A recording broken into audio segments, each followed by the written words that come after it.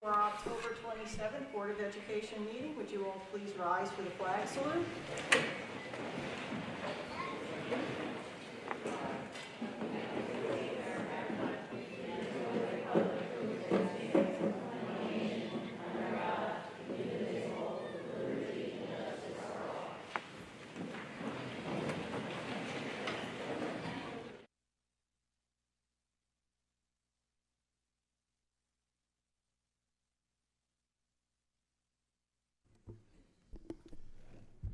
Before we begin this evening, I want to take a moment to acknowledge a loss that has deeply affected our Belleville family. Last week, we lost Ms. Kristen Melchione, a beloved paraprofessional from School 4, who tragically passed away at the age of 41. Her warmth and dedication to the children she served will never be forgotten. At this time, I ask everyone to please join me in a brief moment of silence in her memory.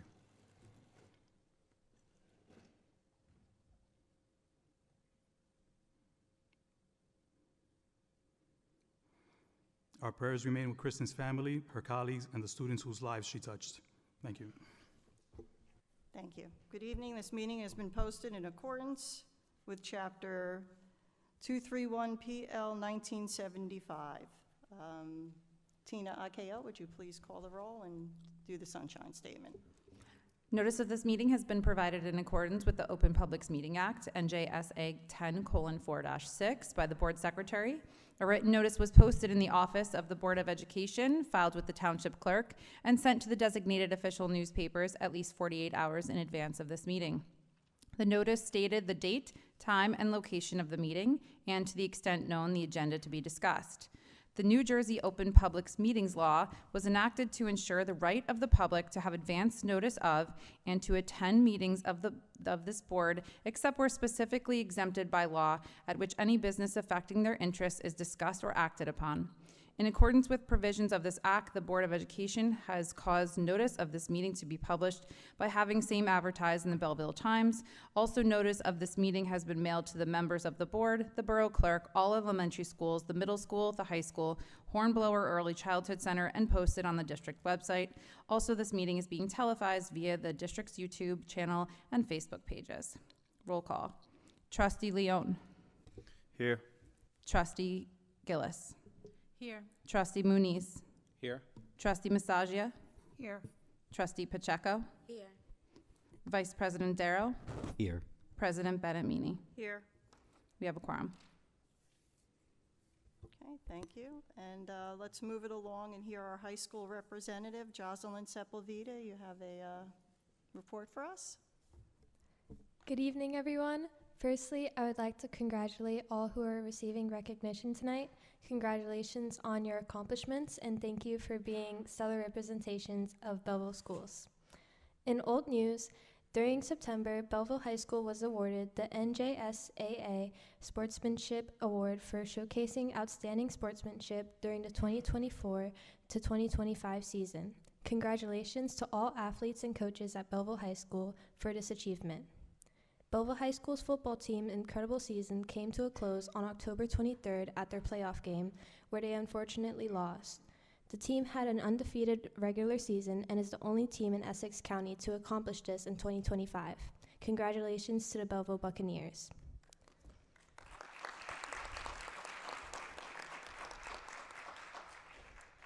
Belleville's Art Club and Key Club participated in the Essex County Gardens Aglow event on October 17th. Students created unique and spooky jack-o'-lanterns to display at the event, showcasing our school's creativity. The Belleville and Nutley Columbus Day Parade was held on October 19th. Belleville High School Key Club members represented Belleville High School along with Mr. Belleville in this parade. On October 24th, the National Honor Society worked with Belleville School 5 at their annual trunk or treat. The event was a fun night for families. It included decorated cars, unique costumes, and of course, candy. In new news, the National Honor Society is working with Hornblower Early Childhood Center to host a trunk or treat at Belleville High School on Thursday, October 30th. The event will include themed cars, giving out candy, and a fun opportunity for children to show off their costumes. On November 5th, the Belleville School District will be having a Pink Out Dress Down Day for staff and students. Please dress down in pink to show in support of breast cancer awareness. Financial Aid Night is on November 12th in Belleville High School's auditorium. This is an opportunity for families of seniors applying to college to see their financial options and receive assistance. All seniors are encouraged to attend. Check out and follow the Journalism Club on Instagram at Belleville Buccaneer to access Belleville High School's monthly newsletters with school news, information, updates, and events for students, staff, and teachers. Lastly, I wish a happy Halloween to all who celebrate. Thank you.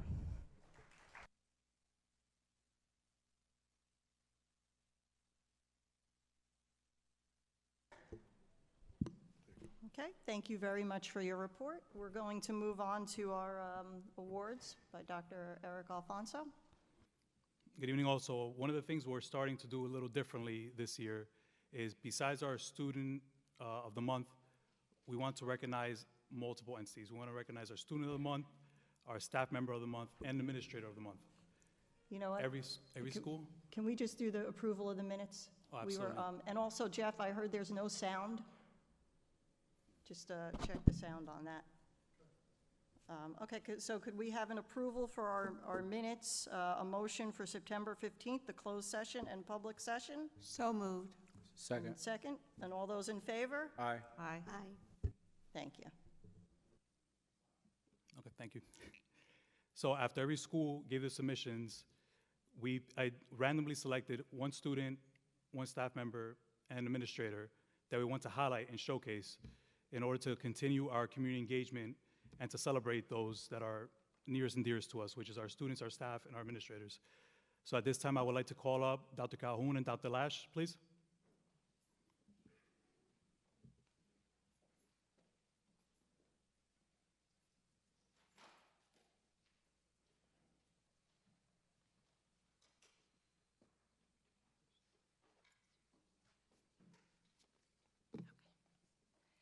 Good evening, Dr. Alfonso, members of the Board of Education and the Belleville community. I'm actually going to call up Ms. Reyes up here, who's the second grade teacher, and Addison is her student.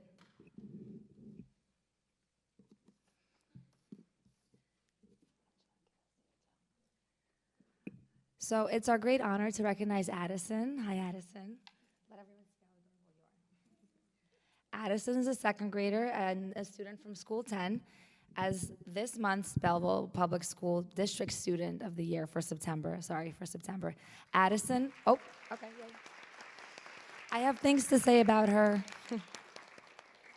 Addison is an outstanding young lady who always shows exceptional character and effort in the classroom. She approaches each day with enthusiasm, as you could see by the smile on her face, and effort in the classroom. She consistently shows kindness to her peers. Her teacher, Ms. Reyes, describes her as responsible, respectful, and a role model for others. Addison's positive attitude and dedication is a reflection of the very best of what it means to be a Belleville student and a School 10 Knight and a future Belleville Buccaneer. On behalf of the entire School 10 community and, of course, the Board of Education and Dr. Alfonso, Addison's accomplishments are presented with a little award here and a certificate. Nice job, Addison.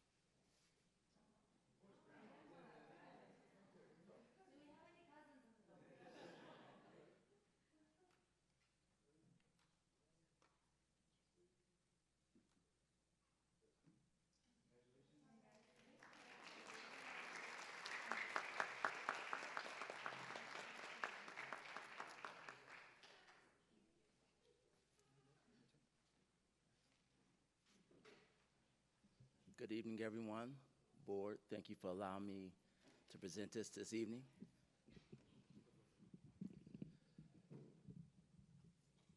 My name is Dr. Lash, and I'm new to the Belleville family. And we have some of the best staff members in the state, which would make them some of the best staff members in the country. I want to recognize our staff member of the month. She's had quite the journey, and before I met her, I learned so much about her, and everybody told me all the good things she had did to impact our school over at School 4. And I wanted her to come up. Miss Willis, come so I could talk while you're here and speak of your praises.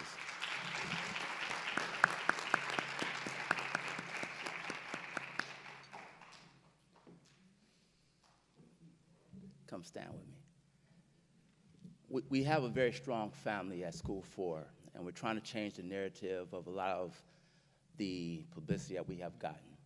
Nobody recognizes how hard our teachers work. And Ms. Willis, out of all the teachers there, she received the Staff Member of the Month. All her peers voted for her, not just because of the journey she's been on the last couple of months, but how hard she worked. And your staff and family missed you before you came back. I cannot speak how the impact and the brightness she's brought back into the building. She's given us hope. The staff members work hard to make sure we rally together as a family. And it's my pleasure to present this to her tonight. And as we present it, I do want the staff from School 4 to come up and celebrate with us. Come on up, School 4. And we're going to take a picture over.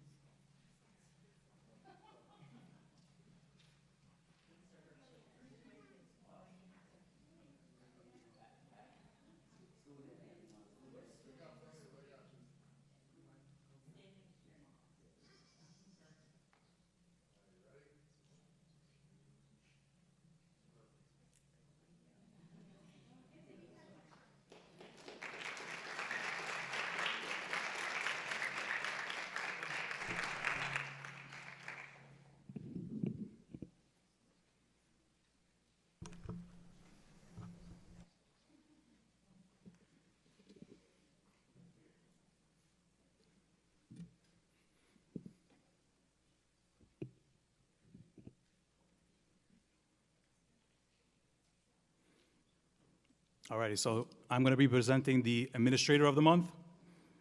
It is with true pleasure tonight to recognize someone who represents the very best of what it is to lead with grace, experience, and heart. When I called upon Ms. Demikoff to take the role as principal of Hornblower Early Childhood Center, she didn't hesitate. She accepted it with a smile, and with the same smile and positive energy, she's really lit up heck. Lucy's journey in Belleville Public Schools is remarkable. Sorry, Lucy. Yes, 34 years Ms. Demikoff has been in district.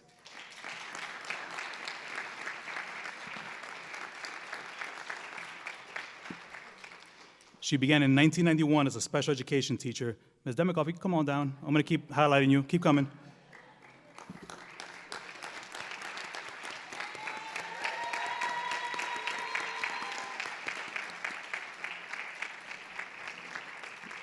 She started her career here as a special education teacher at Belleville High School, where she spent 10 years shaping young minds.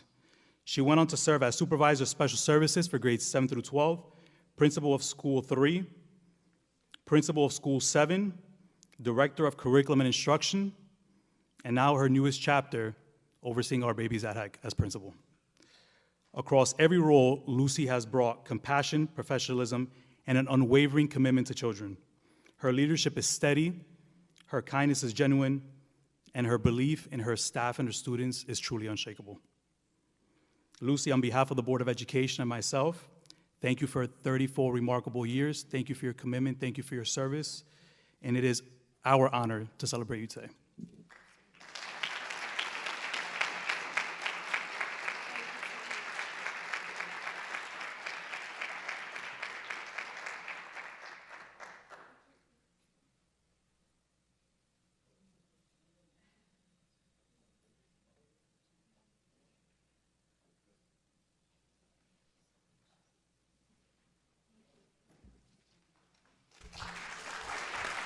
Dr. Alfonso, if you could actually stay down there. On behalf of the Board of Education, I think it's appropriate for us to acknowledge your recent being honored by El Diario, and I said it right, right?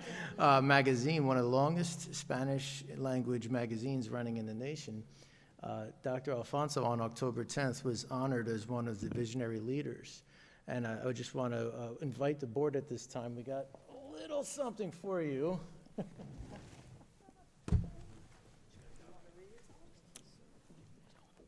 You guys go up, yeah. Just a little quip about El Diario. From them, their own news publication. This year's honorees are beacons of hope, educators shaping future generations, artists, chefs, elevating our culture, community leaders lending a hand, doctors caring for our health, entrepreneurs creating opportunity, journalists reporting with integrity, and advocates driving justice. Each embodies the resilience and spirit of our people. Their stories remind us that no obstacles can stop a community that stands firm on its values, inspiring new generations to believe anything is possible and keep working towards a future of dignity and hope. Ms. Bennett-Meany, if you'd like to read the award. Sure, I could do that. If it doesn't blind me with the, All right, so it says, Belleville Public Schools proudly recognizes Dr. Eric Alfonso, Superintendent of Schools. In celebration of your recognition as recipient of the 2025 El Diario El Award Excelencia que Inspira, presented by El Diario to honor Latino leaders where excellence and service uplift their communities and inspire future generations. This dedication reflects your tireless commitment to education, empowerment, and opportunity for all students. Your leadership continues to embody the values of perseverance, integrity, and hope that make lasting impact on the lives that you touch each day.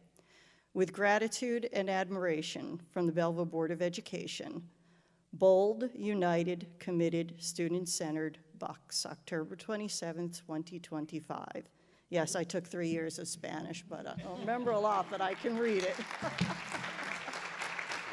we'll take a picture here. Does the rest of the board want to come down?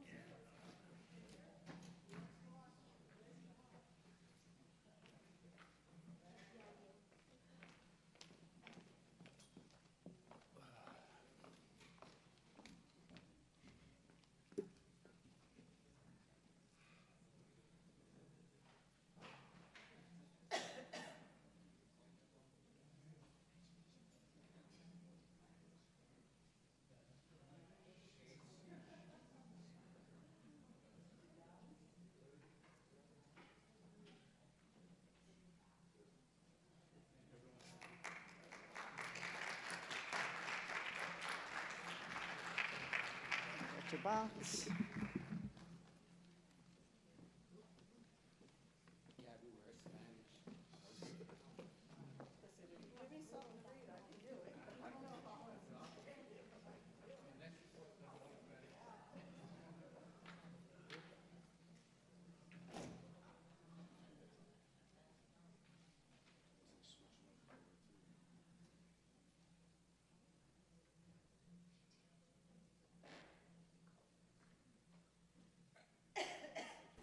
Before we start the meeting, we could take a brief recess if anyone wants to step out. Otherwise, we're going to continue the Board of Education meeting. Okay? All right, so we're going to do, okay. Just going to give you guys a small, you want to do that first? What is it, the Young Writers? Okay, do you want to announce that? Okay.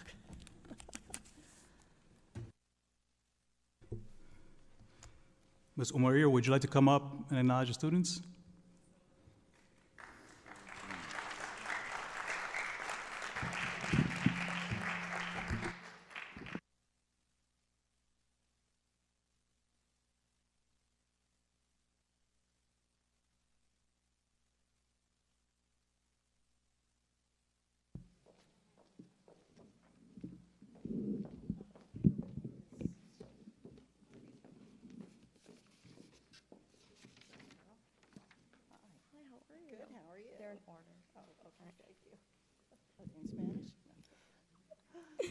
Good evening, everyone. I'm pleased to share that some of our high school students were recognized in the Young Writers Contest, called Stories Inspired by Numbers. Using 100 words, each student wrote a creative story using their favorite number.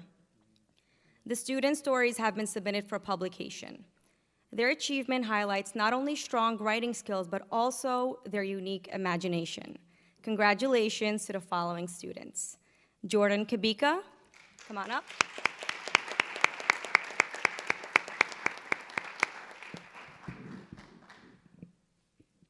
Up next, we have Mia Calva Tesori.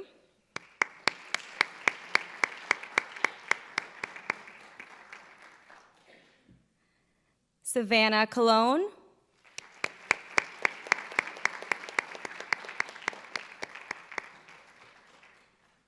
Jacob Maldonado.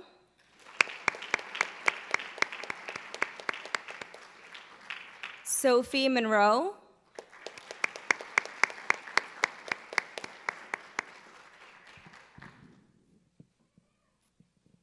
Zulay Toledo.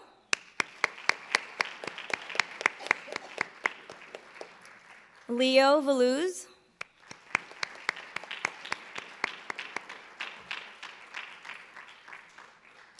Nina Veneziano.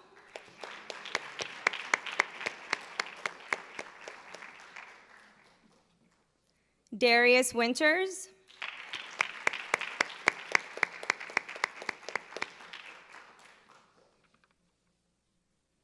And last but not least, we have Renata Sanabria.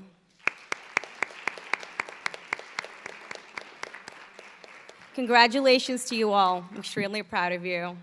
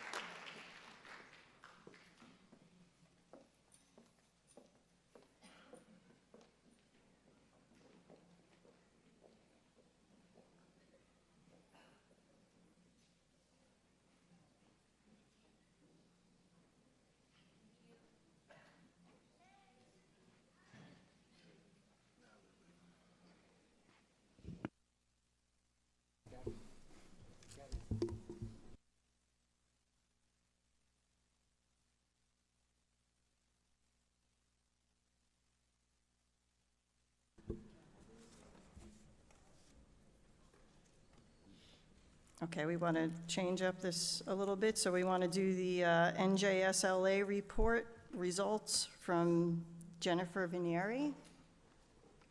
Yep. Does anyone want to sit down in the audience, or?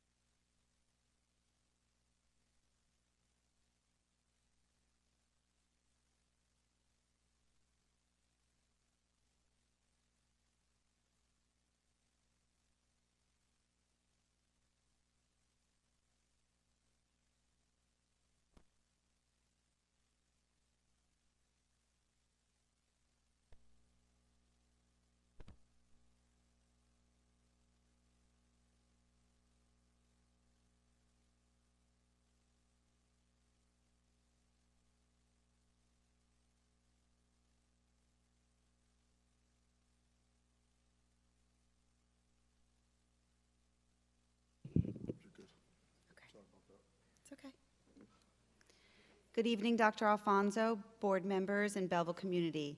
Tonight, I will be presenting the Spring 2025 New Jersey Student Learning Assessment and Dynamic Learning Map results.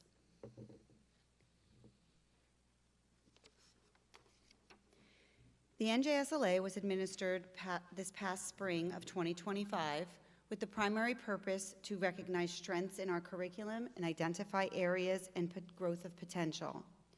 It's designed to measure students' proficiency in grade level expectations, assessing their understanding of the NJSLA in English Language Arts, grades 3 through 9, and mathematics, grades 3 through 8, Algebra 1, Algebra 2, and Geometry, and science, grade levels 5th, 8th, and 11th. This provides a snapshot of our students' academic mastery and standards, importantly, not growth from the beginning of the school year to the end of the year.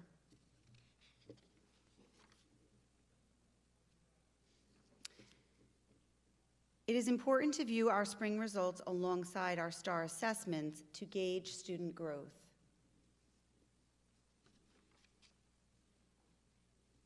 The NJSLA performance levels are based on 5 different levels: exceeded expectations, level 5, met expectations, level 4, approached expectations, level 3, partially met expectations, level 2, and did not meet expectations, level 1.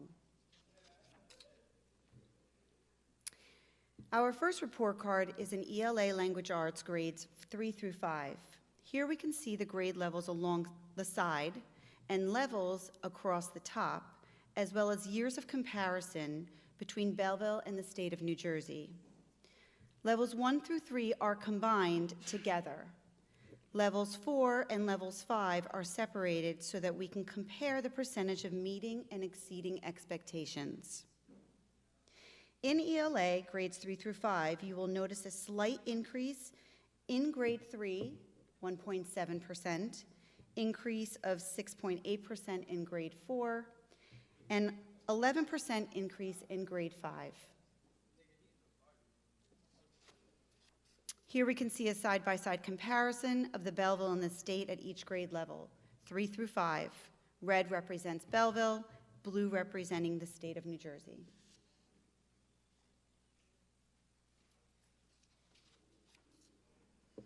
In English Language Arts, grades 6 through 8, you will notice an increase of 3.9% in grade 6, 1.7% in grade 7, and 4.8% in grade 8.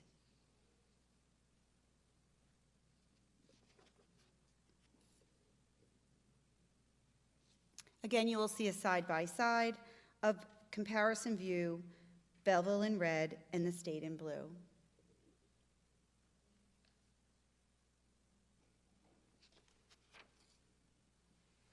English Language Arts grade 9, we have a decrease of 4.7% in Belleville and the state 8.1%. So there has been a decrease across the state in grade 9.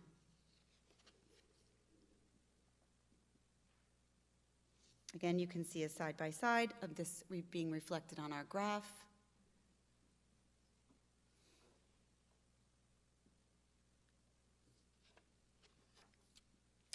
Here we are looking at our subgroups data in comparison to 2024-2025, meeting or exceeding expectations levels 4 and 5. We're looking at the subgroups and we can see that there are many areas of growth from 24 to 2025.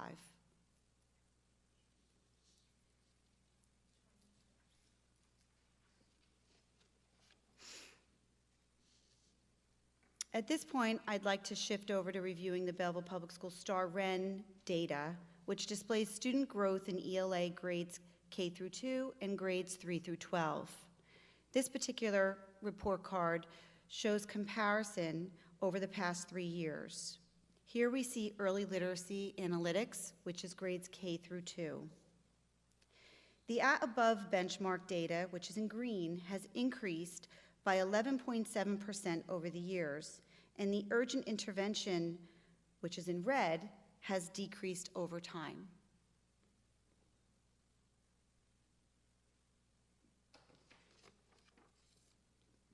With viewing the fall to fall STAR Renaissance reading analytics, grades 3 through 12, this comparison chart reflects an increase of 17.2% in our at above benchmark area, which is in green, and a decrease of students falling within the urgent intervention area, which is in red.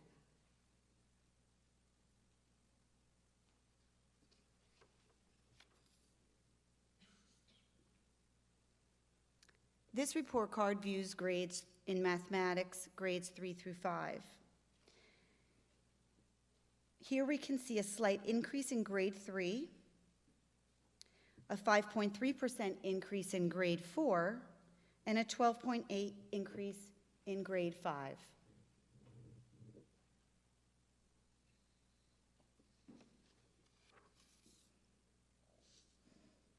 Once again, our side-by-side comparison of each grade level.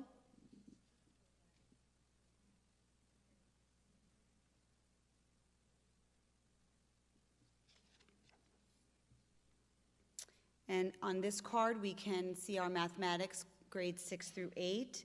And in grades 6 through 8, there was a slight increase in grades, actually 6 through 8. So we can see grade 6 and grade 8 had an increase.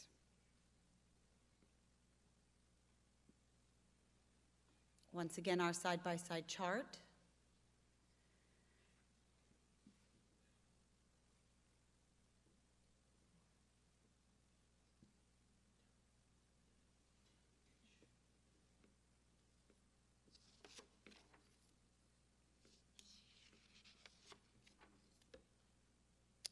For Algebra 1, Algebra 2, and Geometry, each year the state has changed which tests were required for high school students. In spring of 2025, the majority of our 9th grade students took Algebra 1 with an increase of 5.3% and Geometry with an increase of 16.7%. We only had 3 students that took the Algebra 2 exam because of the change of the requirements.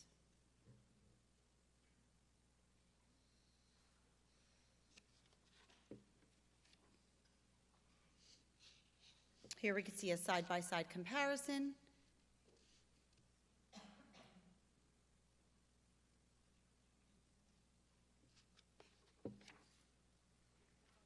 Here we can view our subgroup data, which shows growth in our subgroups of the mathematics.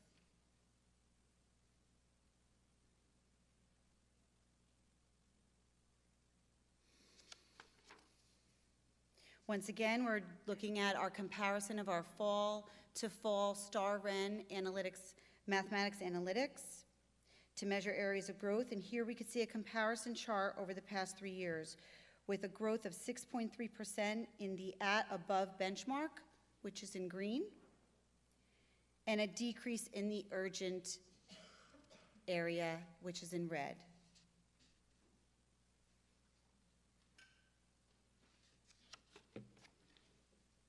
Now I'm going to be speaking about our NJSLA science performance levels, which is in grades, the students are assessed in grades 5, 8, and 11. Here we can see that there are 5 different levels.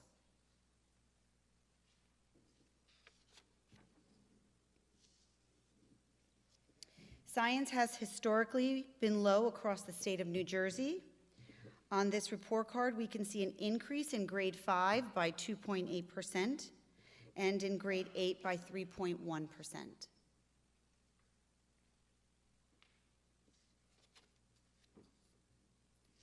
Once again, here's our side-by-side comparison of that data.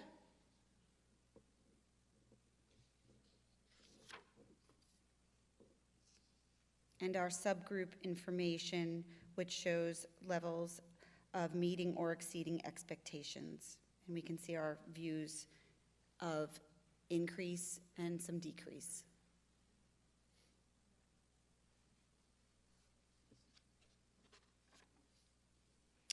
At this point, I'd like to present intervention strategies which are based on multiple sources of data, including our recent assessment results.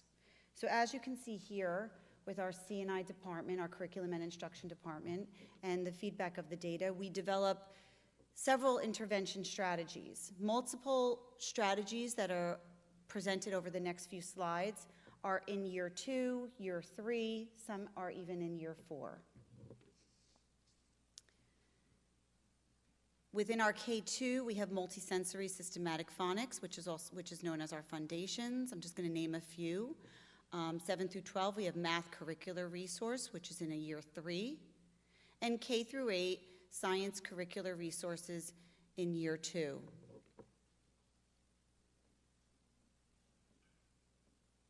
On this slide, just again identifying a few, we have our RTI, which is our tiered instruction of our STAR Renaissance. That's in year 3. Before and after school tutoring sessions, the ongoing elementary summer bridge program, which this particular year was identified for particular students to receive additional supports.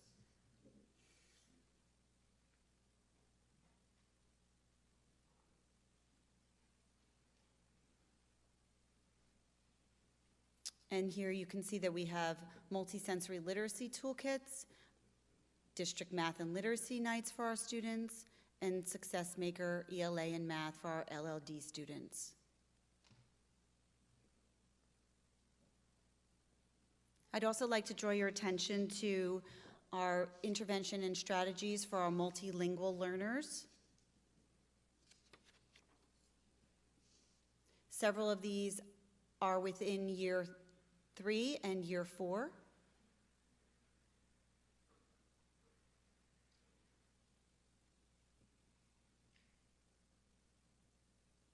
Preschool Universe, 95% capacity of our preschool-aged children. Our WIDA 2020 standards are integrated within all of our content areas throughout the curriculum. And professional development is led by the supervisor of MLL, focused on enhancing the SIOP implementation, best instructional practices, and development of culturally equitable teaching strategies. And the WIDA model is administered in October and in January.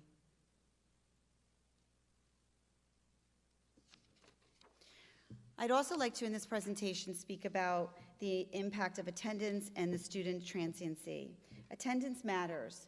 You may have been seeing a lot of emails that come out from your building principals.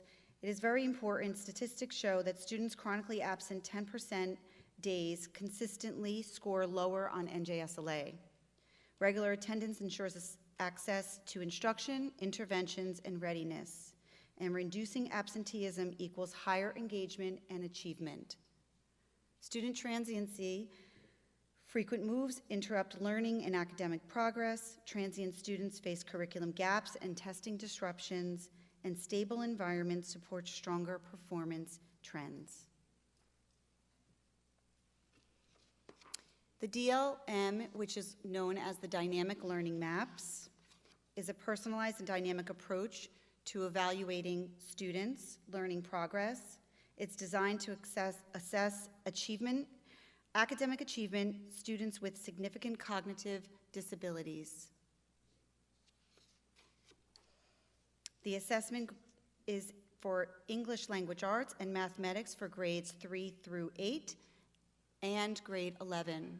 Science is administered in grades 5, 8, and 11.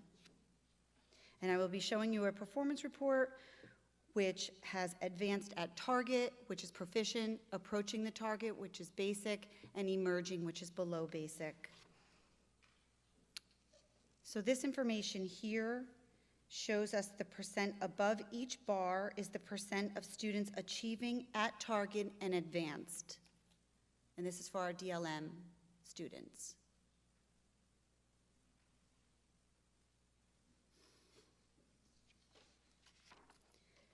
Dynamic learning map results are used in the following ways. The IEP team uses this information for discussion and action planning for annual review for our students, our learning goals and objectives or modification of IEP, discrete trial teaching, and also identify areas of teacher professional development.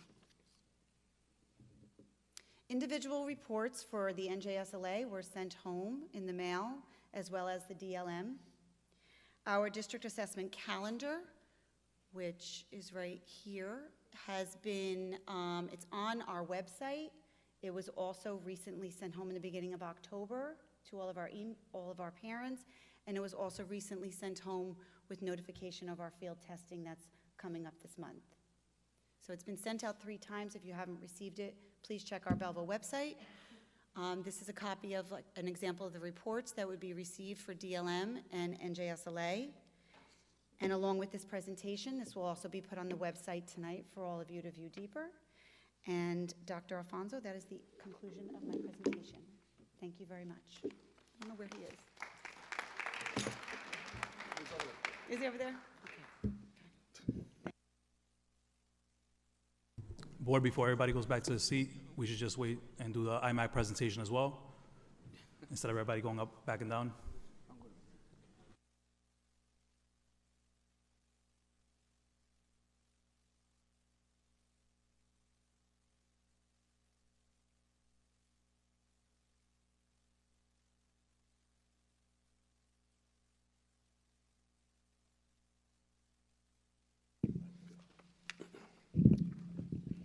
Hello, everyone. My name is Barry Murillo from IMAC Insurance Agency.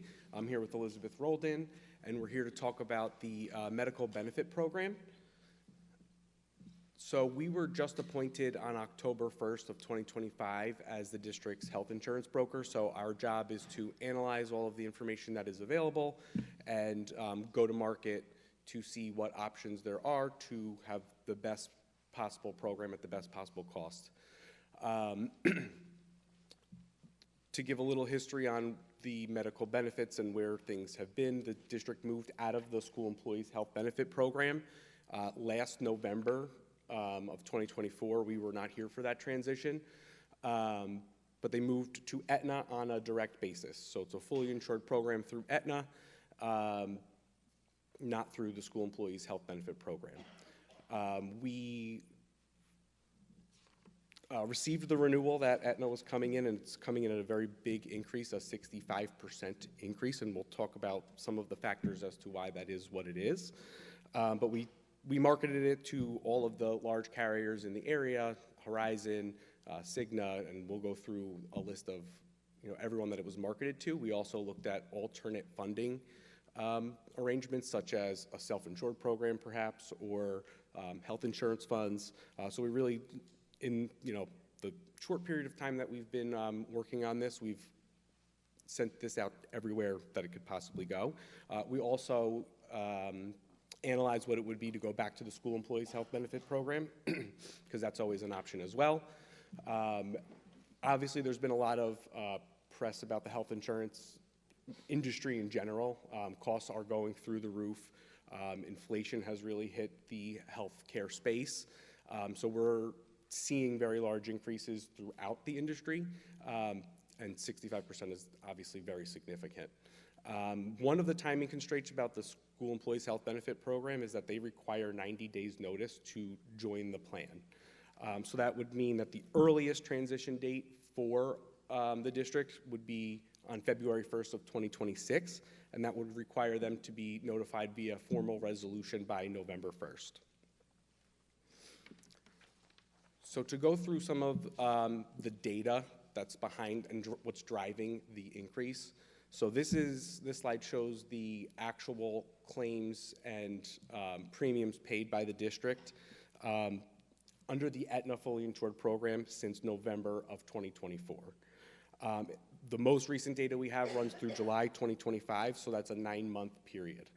In that 9-month period, the total premium billed by Aetna based on the district's subscriber count was $9,977,000.23. However, the insurance carrier paid out $13.92 million in claims. So that means Aetna has a loss of, $4 million that they're seeing, right? They collected $9 million, but they paid out close to $14 million. So that discrepancy is really what's driving the 65% increase. You can see month by month, even from the first month that it was moved, the district was billed $1,025,000 in premium, but they paid out 1.6 almost in claims.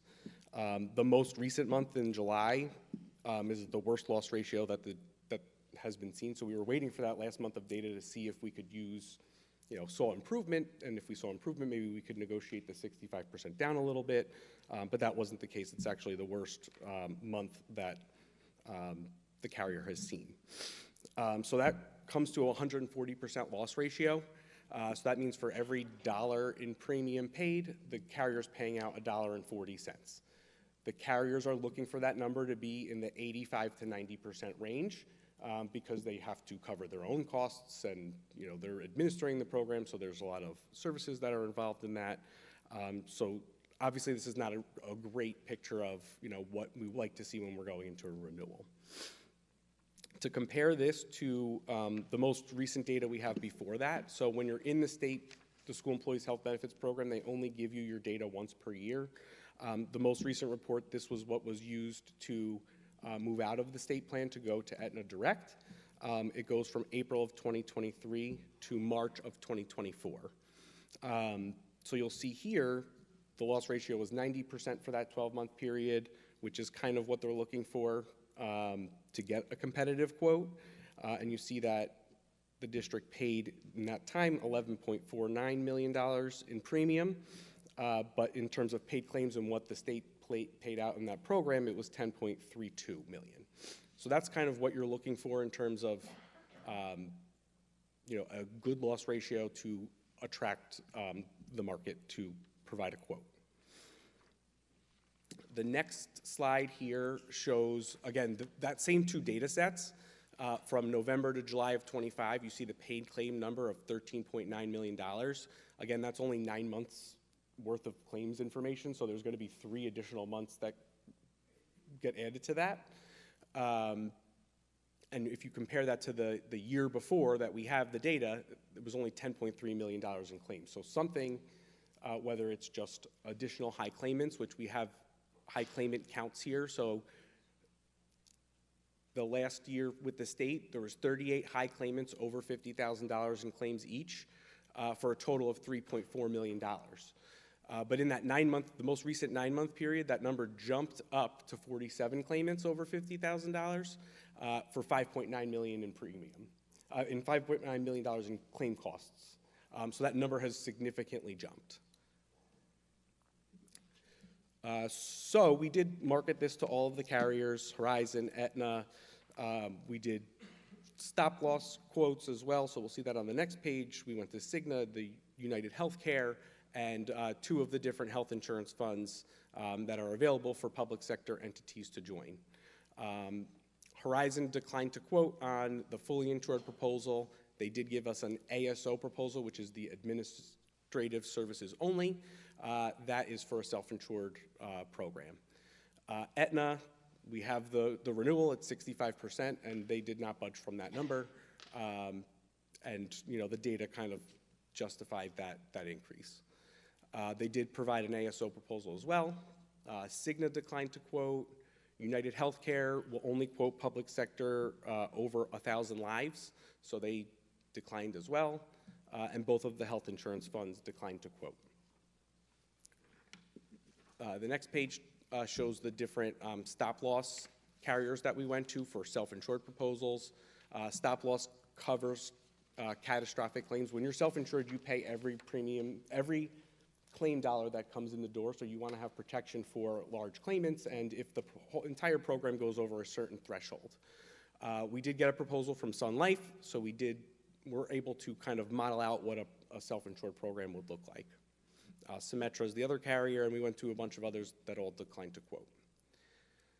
So this kind of shows you the different renewal options for 2026.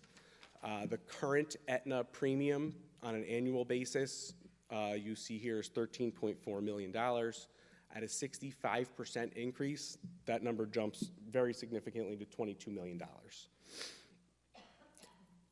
The self-insured proposal, where you see Aetna Meritain on an ASO basis for 2026, when we modeled that out, it came to $20.7 million.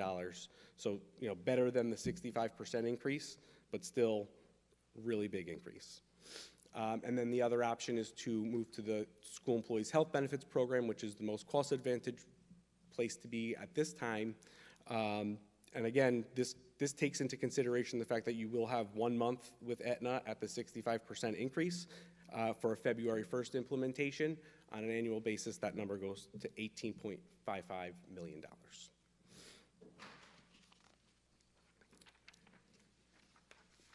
So as far as next steps, if the district were to move forward with the SEHBP and moving back, again, November 1st is the deadline to go for February 1. So there would be January 1, the rates would go up 65% for that 1 month, and then you would move to the state plan beginning on February 1st. That is the most cost advantage program for both the employees that are in the Direct 10 or the Direct 15 plan that are paying a percentage of premium for their benefits. You know, if the district does decide to move forward, IMAC is going to be here to help the entire transition. We've done this a bunch of times. We understand that, you know, moving health benefits is not always the easiest thing for employees to have to deal with, but our office, we're local. You call our office, we have people on, you know, ready to go to answer any questions and help the employees through those questions. We'll help, you know, put all the information together so that it's communicated properly and that employees know exactly what to do. I'm going to pass it to Liz to just kind of talk about the enrollment and that experience that the employees would have to kind of go through to transition to a plan through the state. Yeah. Thank you. We, as Barry said, we are very much in line and in tune with the needs of making a transition of any healthcare benefits. Our goal is to make this as smooth for the employees and for the administration as possible. That includes having employees able to give our office a call at any time. We are responding via email as well, hosting in-person meetings for the employees, hosting online webinars after school to make it convenient for employees to talk to us after dismissal. But our goal is really to educate employees on all of their enrollment options, on how that process takes place. We are very knowledgeable. Should the district decide to move into state health benefits again, we are very knowledgeable on the benefit solver system, which is the enrollment system for the state health benefits, that employees that were in it about 1.5 years ago may have some familiarity with it, but we are here to really handhold as much as possible. We're actually going through a lot of enrollment right now with our current groups that are in the state health benefits. So we've been working day and night, literally answering people's questions about how their doctors are covered or how certain medications may be covered depending on the plan that they choose. And we have those one-on-one conversations with employees because everyone's needs medically and financially are very different. So we want to provide that custom service to be able to have the employees be comfortable in whatever decision they're making about their health plan for them and for their families. But as Barry said, we are local. We're about 6 minutes away from the office. So we are very much here to go ahead and help the employees make this transition as easy and smooth for everyone. Thank you.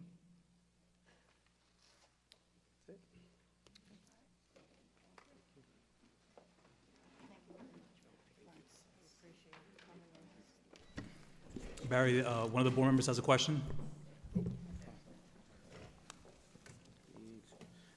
Hi, sorry. Just a quick question.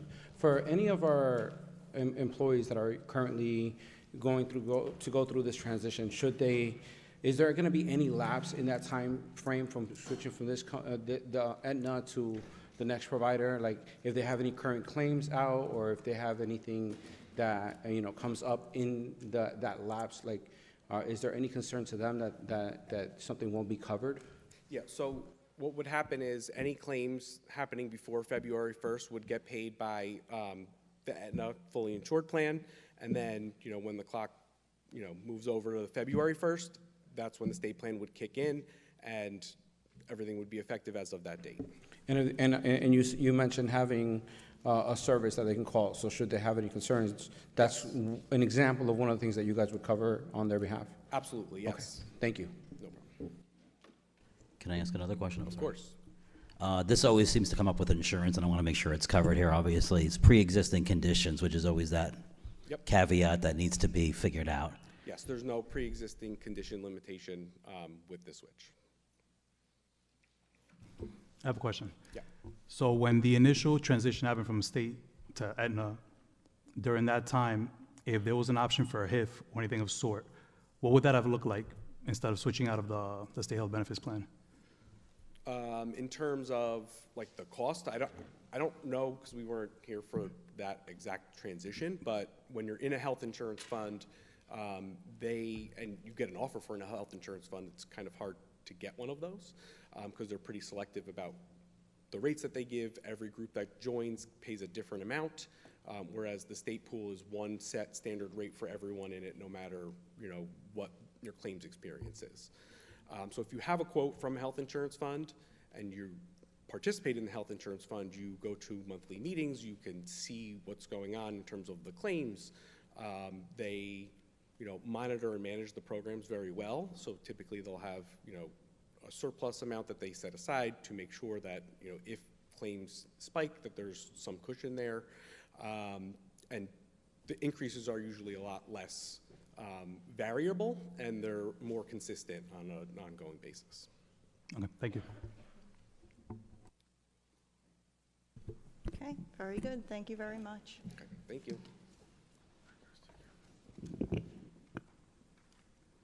All right. We're done, right? Okay, good evening, everyone. We'll get back to our regularly scheduled meeting here now, and I just want to take a few moments to give you guys an update of where we are now and where we were just a few months ago. First, I just want you to get a lay of the land here and a view of what we're calling our team. And we want to begin by, again, another warm welcome to Dr. Eric Alfonso, who is our superintendent of the Belleville Public School District. We also want to introduce our assistant superintendent, Dr. Tom D'Elia, who's had 15-plus years in the Belleville Public School District, and new to the team, Tina Iko, who is our new BA for our school district. And we're really excited with this team. They are very dynamic. They are full of energy. They're very forthcoming with information. Dr. D'Elia and Ms. Iko are both from another district. They both have children, and they're both on a board of education in their district too. So this has been phenomenal for this board to see different points of view and to be guided and given full information on some of the decisions that we make and some of the things that are presented before us. So I just wanted to say that this is our team, and we're the Board of Education, of course. That's not to say, let's go back and reference now. We were a district for 10 years with a superintendent, and the district did a lot of phenomenal things during that time, and that superintendent came in at a very tumultuous time. I was around for it. Some of us out there in the audience have been around for many years. Some of us out there in the audience have also sat on this Board of Education. I can tell you that it is night and day. This Board of Education today is very different than the Board of Education that was here yesterday. And this team is very vibrant and, again, exciting. So I just want to say that, we started talking about a lot of things. Oh, let me also say that we were under, did I say we were under state monitor? Yes, we were under state monitor at the time. So that was another issue. And in the last 2 years, we had very large increases in our taxes, our residents who live in town. Last year it was 2.9%, and that doesn't seem large, but the year before it was 6.5%. And it didn't start out that way. It started out prefacing a budget that was sent to the state very early on at a very inflated percentage, 10 and 8%, as you guys know. And some of you remember sitting up here, and we were always told, this is just a preliminary budget. This is not going to be your final budget. So we ended up with those very high numbers. And that was a big impact in the community. Fast forward to now, we've been saying the same thing that we said every year. Please be mindful of our residents and our community here in this township. There are a lot of people that can't make ends meet, and there are a lot of things that are going on, and they're not able to think about what might come next year, especially when, and I'll keep going with my presentation, some of the things that we hear are coming. So we're being very mindful of the budget, and this team is being very mindful of our budget. So we started out by asking a year ago to please do a comprehensive review of all of our district programs, our vendors, the contracts, the IT, the operations, and again, some of the board members that are sitting out there have asked these same questions every year. It was as if we needed to do a full audit. So this was done in just a few short months, to the point where Dr. Alfonso was only just hired. July 1st he began, Dalia a month or two after that, and now fast forward to Ms. Iecchio, who was sitting with us but was also part of the consultant. So it's like the spirit was here a year ago, but you've done a lot of great work. They have found a savings in our budget by looking at all of those things that I just mentioned of $1.7 million. So just remember a few months ago when we heard that we were in a deficit of $1.9 million. Where that came from, I have no idea. So we have $1.7 million. Wow. Okay, we're not spending it all. So we would like to think about what's going to happen next year and how will we not burden our taxpayers, how will we not have an impact that we've seen the last 2 years that we did not vote on those budgets. Those were all budgets that were the monitor put forth, so that the board cannot be blamed on those last 2 years of budgets, although everybody wants to come and say, the Board of Ed increased my taxes by 6.5% and 2.9%. That was not true. That was the monitor that went in, overrode our vote, and changed it.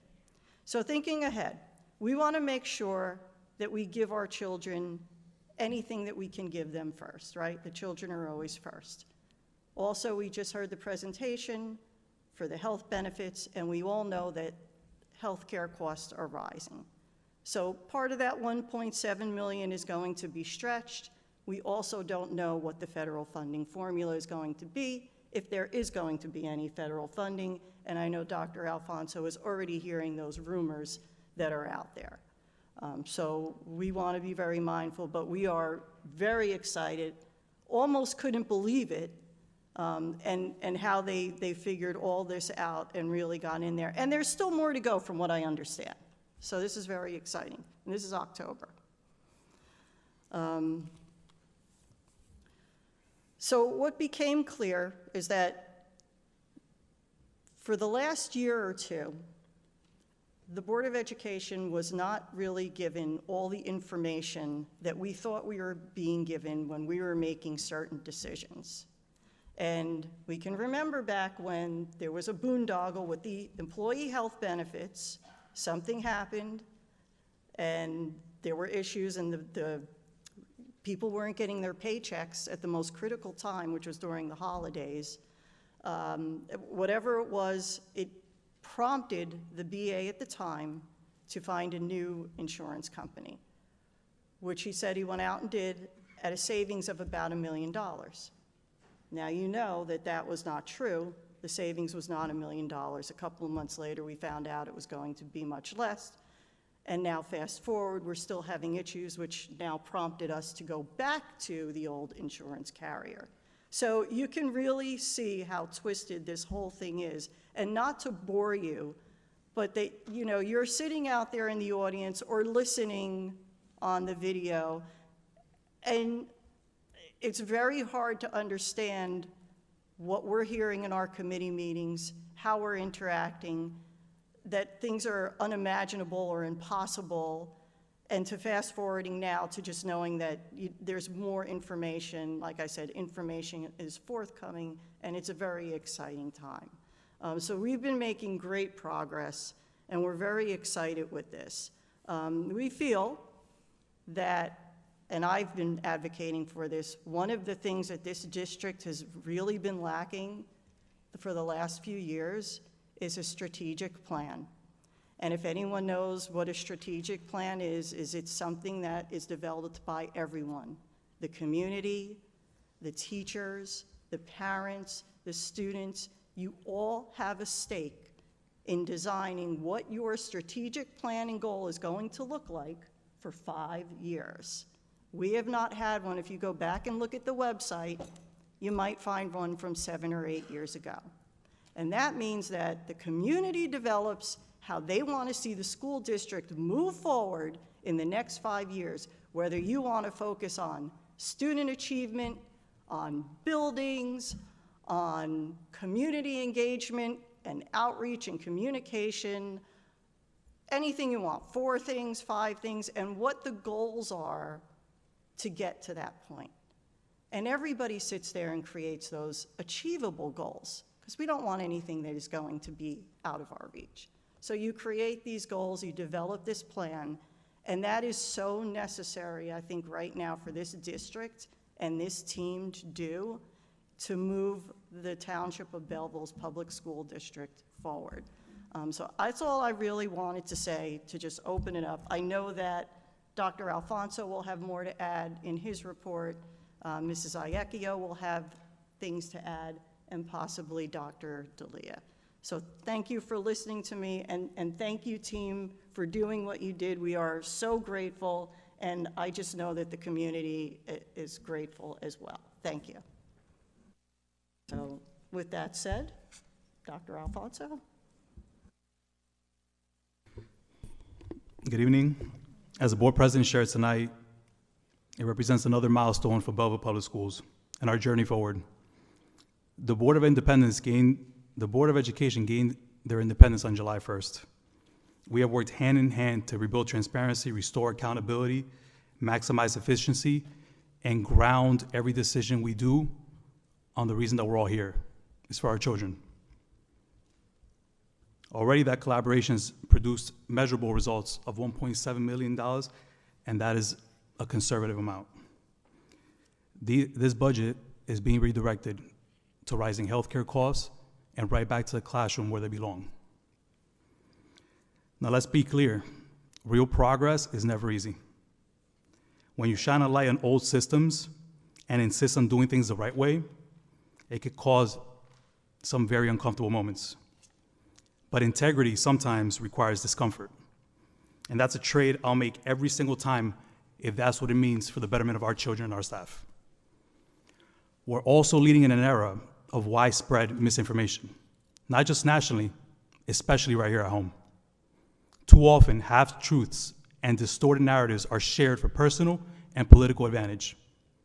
That damages trust, divides our community, and distracts us from the real mission. Again, our children. It's perfectly fine to disagree. In fact, disagreement can strengthen a democracy. But disagreement must be grounded in honesty.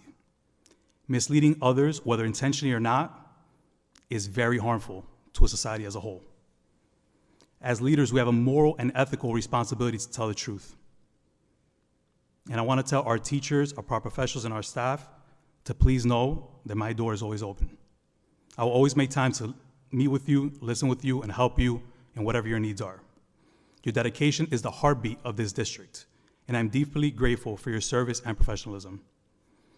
I'm also very excited to share that we have completed our review of applications for the Belleville Aspiring Leaders Academy. We received an incredible amount of responses from leaders who are looking to move up the ranks and be the future of Belleville. And that is really what we're trying to do here, is to cultivate our grow your own model and have leaders from within step up when the time is called. This initiative is another example of how we're investing in people, because leadership is not a title, it's a calling. And Belleville is full of rising leaders that are ready to answer that call. To our family, staff, and community members, thank you for your partnership and trust. If you ever have any questions or concerns, I invite you to directly come to me. I believe the truth doesn't need defending. It simply needs to be told without a prerogative. Our mission remains clear: to give every Belleville student the highest quality education possible guided by integrity, accountability, and excellence. That is our commitment. That is our focus. And that is the foundation of Belleville excellence moving forward. Thank you, Madam President. Very good. Thank you very much. Do we have any reports from Dr. D'Elia this evening? Or any comments? Just a quick reiteration of what Mr. Murillo had said. I said, you hang around long enough, you become kind of an informal historian on some of the board actions. And I happen to have been in a situation where I was in HR when we had made these healthcare decisions. After talking to some of the parties involved in the transition, namely our insurance brokers, our former insurance brokers, it does appear that in the 2023-2024 school year, late spring, options were presented. All in all, the decision to transition to the current insurance plan was made by previous administration in that spring. It took effect November 2024. And at that time, it was anticipated, and we keep seeing this number being heard, and you can look back in the old minutes for it, for reference in August of 2024. You hear a savings of $1 million, a savings of $1 million. Some of us in this audience that are employees were in a room where we were told it would be a savings of $1 million, $1 million, $1 million.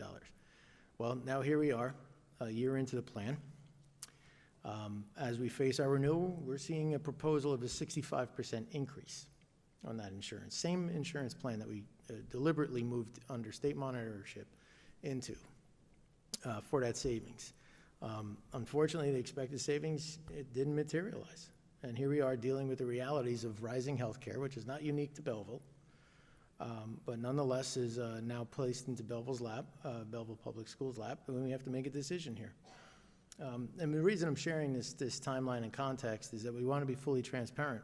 We want to know, so history does not repeat itself, where we were, and it explains where we are now, and hopefully by the decisions made by this board, where we're going to be. So that's it, Madam President. Very good, and thank you for that, Dr. D'Elia. We will definitely be tapping you on the shoulder for your history. All right, and Mrs. Ikeo for your BA report? Sure, yes. Just a couple of things. We are wrapping up our 2024-2025 audit. I want to thank the efforts of the business office who spearheaded this whole thing to get it done in a timely manner. We're actually done way ahead of schedule. I appreciate the insight from the team, and I look forward to using the data to improve the efficiency of the office. I'll be in touch with the board to let you guys know when the auditors are coming to present to Finance Committee and then to the board in public. On tonight's agenda, you'll also see the approval of the 2026-2027 budget calendar. This process will kick off actually in the next few weeks. I know it seems really early, but it's not. On behalf of Dr. Isbicki, your current interim business administrator, Mrs. Danziger, my assistant BA, and myself, we're excited to work with the district administration to approach the budget creation with transparency and collaboration, and hopefully in a way that we can work strategically offset some of the cost increases, some of which you guys heard about tonight, like healthcare costs. The budget process will begin with in-person meetings with administrators to gather information and input, and I will keep the board abreast of this process. That concludes my report. Thank you. Excellent. Thank you very much. Okay, with that said, we want to open up public participation. Do we have a motion? So moved. I'll second that. Mike Darrow.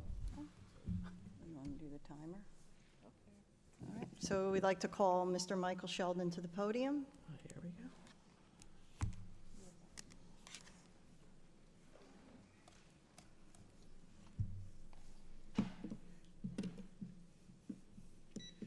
Good evening, everyone. Michael Sheldon, 47 Floyd Street. A few critical agenda items. I'm hoping you will answer my questions in some way this evening. First of all, 7.60. You are about to expand the original 3-year contract for our new superintendent from a 3-year one to a 5-year one. He has been here less than 4 months, and yet you want to give him... Excuse me, I'm sorry, Mr. Sheldon, can you pause for 1 second? All right, I'm closing my clock. Dr. Alfonso, can I see you outside for a minute? Want me to, I'm just going to walk away until things get back to normal. Just take.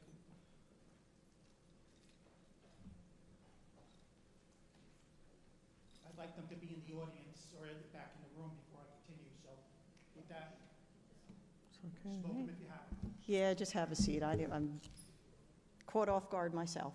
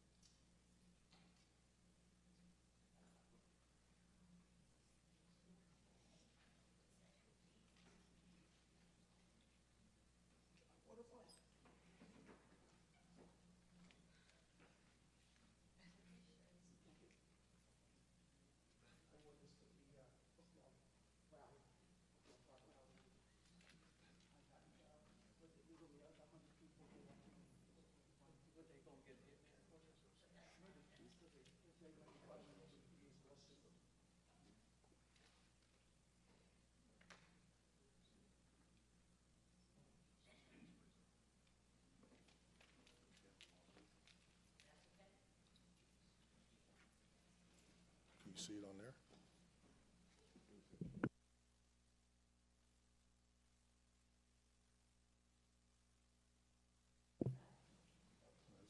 Okay.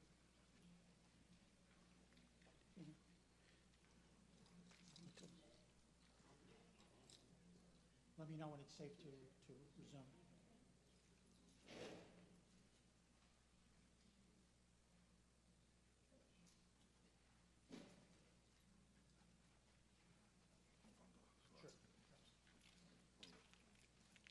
Can you see? That's good.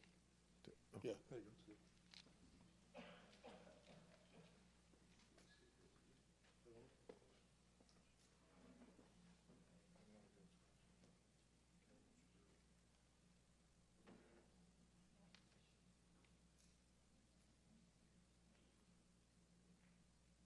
Okay, Mr. Sheldon, you can step back up to the podium. We're going to begin. My clock indicates I Thank have you. 2 minutes and 26 seconds, so let me restart my counter. All right, so I'd like to know the reason why you're giving the new superintendent this contract expansion at this time. Let me point out that our former superintendent, when he started here in February of 2015, he also began with a 3-year contract, but the board at that point made him wait 10 months before they gave him an expansion to 5 years. So if you could clarify that, I appreciate it. The insurance matter, based on the comments you made, Gabby, sounds like we're all shocked to learn that apparently our former superintendent, our former BA, and our state monitor may have misled all of us about some of the finances.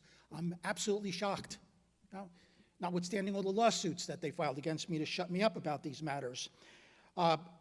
But the IMAC presentation, could you please post that? I assume that you've been given copies of it. Could you please make that publicly available? I would like to point out that even if you switch to the state health benefits program, according to the last column in that final slide, next year's health costs are going to increase by more than $5 million. So if all other things being equal, if you have to come up, if our board has to come up with another $5 million to cover health costs, that translates to roughly a $500 per household increase in the local school tax levy before you have to address any other items. And while you may have found $1.7 million in savings at this point, that's bupkis. You're dealing with a current operating budget of over $130 million. $1.7 million is essentially cushion change. You're going to have to find a hell of a lot more savings than $1.7 million not to stick Belleville residents next year with a tax increase that, if we're lucky, will only be $500 and won't approach what Montclair residents are currently facing in December of this year after they found a $20 million deficit. They're looking at a $2,000 per household increase for their local school taxes. So I have a few seconds left here. I just wanted you to please explain 10.38 Jaffe Communications. Jaffe is the primary public relation firm for the town hall political machine. Some of us call that their propaganda machinery. Previous years, they've always been constrained at $7,000 a year, at $1,000 a month. But now you're expanding that to $20,000 a year and nearly $3,000 a month. Why is Jaffe being given so much more money for the next 12 months? Thank you. Please, I would like some answer to my questions. Okay, we'd like to call Mike Mignon to the podium. Madam President, I have a comment for Mr. Sheldon. So, Mr. Sheldon, for months you have engaged in a pattern of public attacks that have now crossed the line to defamation, harassment, and what I believe is racially motivated. We just shared earlier how our community since July 1st has saved $1.7 million since the independence of the Board of Education. That is what real leadership looks like. Real change requires courage, integrity, and the willingness to confront what others may prefer to keep in the shadows. Your repeated posts and racially altered depictions of me stand in direct opposition of those values. In your most recent images, you changed my skin tone to misrepresent my racial identity. There are 4 other board members here who are of Latino descent, yet you chose to alter my skin color. I find that targeting, and I find that racially incentivized. Okay. As the first Latino superintendent in Belleville's history, I represent a student body that is over 75% Latino, and I will completely stand against any racially inclined comments, posts, or slurs. You continue to reference a so-called Fallon report, a confidential legal document from another district that you have neither seen nor lawfully have right to access. For the record, I was never disciplined, charged, neither seen in any type of situation of that sort. You have also claimed that you have a great conversation with the mayor of that district. Yet again, they are now appointed another superintendent. So let me be clear, I was not the problem. Let me be very clear right now. Your conduct has created a hostile and discriminatory environment. I now feel personally and racially targeted, and I am formally documenting this behavior as harassment and discrimination. Mr. Sheldon, your actions are unacceptable, and they have no place in a community built on integrity and respect. I'm sorry, Madam President. Thank you. Thank you, Mr. Mignon.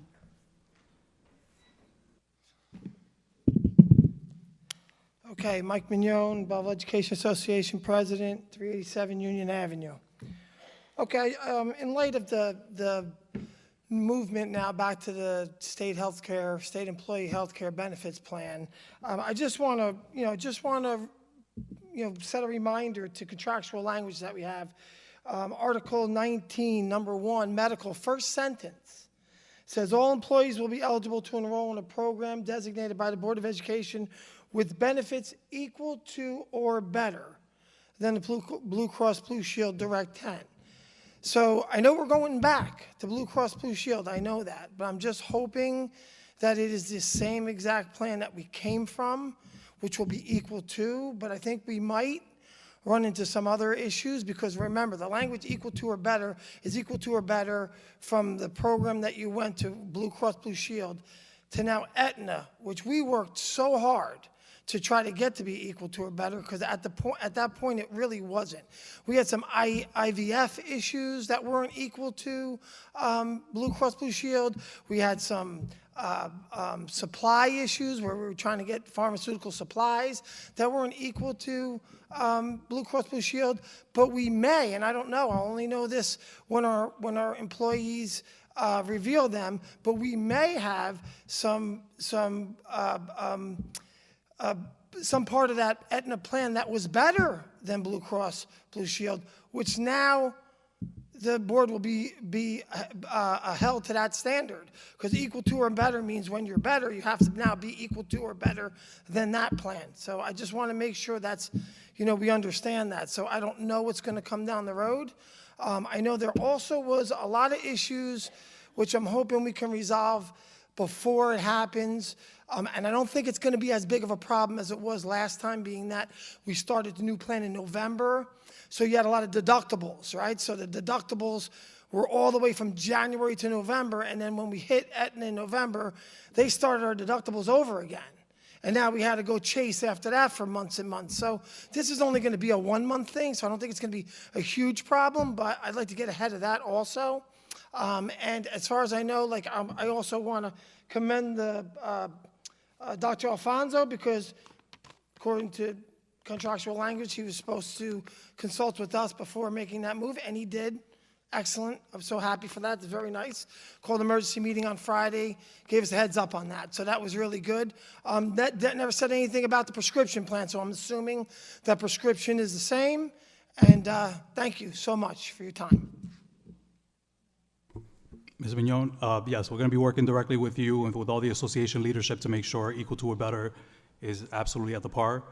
We don't ever want to sacrifice any services for any financial means. Let's call Mario Draws up to the podium.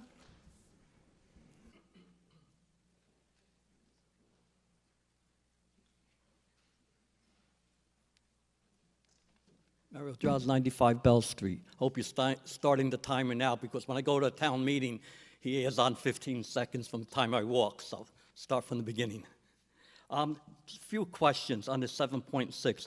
From what I heard and what I've seen online and whatnot, it's a 12-month contract that was approved at June 16, 2025. I have a question. Who initiated it? So I know 7 people cannot have initiated this change in contract, so I'd like to know who that I person is. That's number one. When has the board discussed all the details to extend this contract after only 4 months? And what is the purpose of this? I'm just making it nice and easy because Sheldon said a lot of things here. And what is the purpose of a 5-year contract?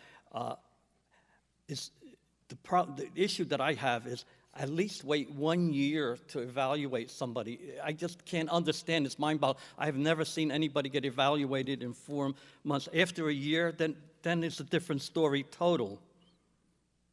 And then there's a rumor floating around that a sitting board member is a lifetime friend, and I would hope that person would abstain, and I hope it's not a conflict. And my question is, how much of a salary increase? How is it laid out, and what are the terms and conditions for the 5 years if that goes through this evening? He said something about the 9 months with the other guy there. There's an election for board members next week, and I don't think this should be voted on today, because there may be a change in board members totally, and I just think this is the wrong time to do it. And I also question the legality of voting on something like that today. And then I'm going to just jump around a little bit. I got one more item here. Just remember one thing, board members, you come and go. And just 10.16, there's a snap something, luncheons or something. Is that, the question I have there, is it state or federal money? And if it is state or federal money, I'm just wondering if there's a backup plan if the monies are taken away from the state or federal government. Do you have a backup plan for these lunches? That's it.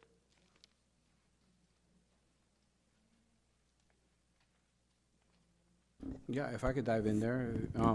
As to your question, as to the board member that initiated, that was me. It's a conversation. I was fortunate enough to be part of the negotiations. When we started with this process for the state monitor, we were essentially, we were given a certain guide. We were told this is the budget allocated for this search, and this is the contract terms that we are willing to, that are acceptable for us as a district. You know, we saw a good amount of candidates at the time, and as it whittled down, the process that we took when we started to where we ended, just started changing. It was like it was a moving target, right? So a very important point to make is that whatever this board wanted, regardless, we were still under state monitor oversight. So at the end, the final decision was going to be his regardless. So as we progressed through the conversation, we noticed that depending on the candidates that were being weeded out to the candidates that were being left over, we ended up with that target kept changing and kept getting less on the budget side, as well as in the term side, as well as some merit goals and different items that are in the contract as part of the superintendent's negotiations. Motivating factor for me to bring it up is because I know what we promised him to start with, and to what he ended up getting. And when he first came on, he accepted the opportunity on the pretense of what we initially had offered him, and that's the reason why I want to go back to a 5-year scenario where, because it's us keeping our word to what we know that he essentially initially said that he would accept this role with. Once that target changed, he still went ahead and accepted the position. Separately beyond that, I mean, I brought it up because if we're going to talk about, it's even though it's been 3 months or so since he's been here. Within that 3 months, there is an immediate change, and there's both to how our community is engaging us in our district, but also how our staff is working along with us, and some of the feedback that we're getting from them on what the impact that has been made so far. And as to your statement about wanting to wait for the new board to go ahead and be part of this board, there's one of the things that we talk about as board members is that transition time. At this point, Gabby and I are probably the two. We're 6 years in. We're probably the two that have been here the longest. With Michael being a next part of that, and then working its way up. There's a context. Like if we were to not have Gabby and we were to not have Mike be part of this board during the new election, there's a timeline of 6 years that we're going to lose as a community and as a board. And there's a lot of conversations that have been had and a lot of initiatives. I think we've had a fantastic 6 years within this board, with the last year, not to, without counting the last year of this transition, but within the 5 years that we were able to be a part of it, we went through, and tons of credit given to Dr. Tomko for getting us through a referendum, getting us through 2 buildings that were going to be closed, and now all of our facilities being updated, and so much work having happened with the previous boards and Dr. Tomko. So tons of credit to him, and we're very grateful for the foundation that he gave us to move forward with. But with that, we feel that if we're going to start planning for the next 5 years of this district, it should be the board that has the most context of what's happened, and the board that can actually tell you what we've dealt with, what we're currently dealing with, and what we know is coming down the pipeline. That if we're going to talk about leadership and we're going to talk about 5-year strategic plans, it's important that we have somebody in place that is not going to have a deadline halfway through that strategic plan. We want somebody who's going to come in, take control of it, and see it through to the very end. So with that is part of the reason why I wanted to initiate this conversation, to give him what was originally on the table for every candidate, but then separately what we know we committed to him to. Yes, so the monitor interjected himself during that whole process from start to finish after we had hired the consultant to make sure that we did everything properly. But he also then stripped us when we were negotiating contract, because the board is supposed to negotiate the contract. So we had gone back and forth two times, and he then stripped the contract from us. He took it, and it was a bare bones contract when he returned it for signature, and it was done at the final moment at the last hour. The monitor also took the custodial contract out of our hands and never discussed the custodial contract with them, to the point where we ended up in the room just staring at each other, because I said, well, we can't negotiate because the monitor was going to do that. So that was the monitor oversight we had.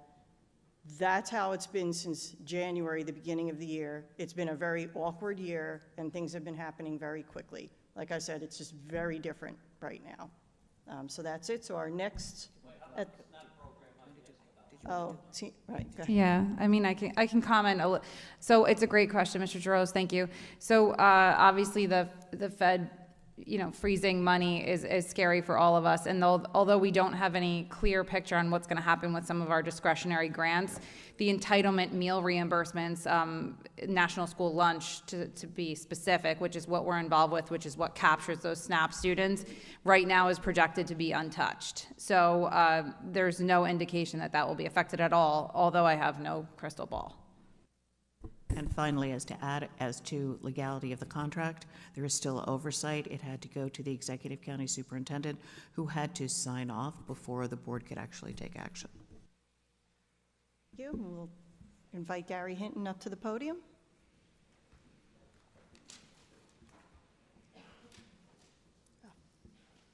Vincent Frantantoni? Okay. Good evening. The previous speaker spoke about 7.6, the superintendent's contract. If you could tell me now, or before you vote, can we know all the revisions to this contract? And I agree, Mr. Alfonso, Dr. Alfonso's there a few months. I don't know our revision. Let's see after a year what actually happens. I hope he does what's proposed here and get some changes done that we drastically need. The problem is, like with Dr. Tomko, who was hired as Mr. Tomko, and I have 4 of his revised contracts, but I think there was more I gave up after a while. So we should wait at least a year and see if there's some actual results. Everybody that takes over in the beginning, all the statements sound good, but results, we have to see the actual results first. So once again, I'm not shocked, because after 4 decades, I told you I'm not shocked at anything that goes on at these meetings. And a lot of things happen. Now we're blaming the state monitor. He did wrong. Well, there were 7 trustees here. Why didn't you speak up if you felt something the state monitor wasn't doing? I certainly spoke from the seat. I didn't like some of the things he was doing. And I was shut up, with the same few words. Your 5 minutes are up. So I don't know why you didn't speak up against the state monitor. And even with our business administrator, there was a lot of questions when he was first hired and then not hired and then hired again. And there was something about a relationship with the state monitor and the administrator, and I believe a relative of his. And if I, as a citizen, knew about that stuff, how come the trustees didn't do it? And now here we are.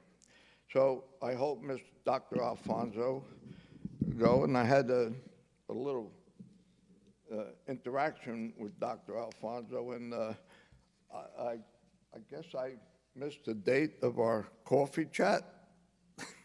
All right, I'm still waiting for that date. Let me go to, let's see what page it is. We've got, first of all, I can't believe we're running this school, our kids, and we got a mess of resignations and medical leaves and all this stuff. On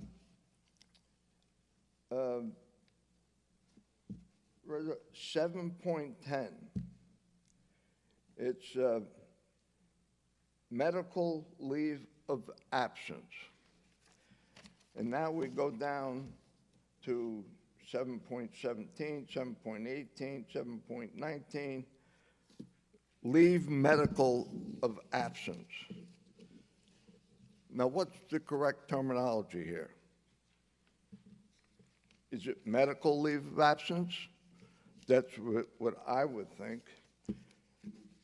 So our test scores, the report was here, once again, are down in the dumps, like they're all down below 50%. And when you compare the blue and the red line to the state averages, we're really, really low, and it's embarrassing. All this money we're spending, and it's embarrassing. So what I'd like to know, and I sent the newspaper in the spring a copy highlighted. In one issue Hinton, of your the time is up, Herald, please. of the Record, there was 97 misspellings or errors or poor grammar. Mr. Hinton, can So you please in wrap it final, up, please? You know, what is right? Medical leave of absence or leave medical of absence? If we can't get grammar right as a board of trustees, how do we expect our children to do that?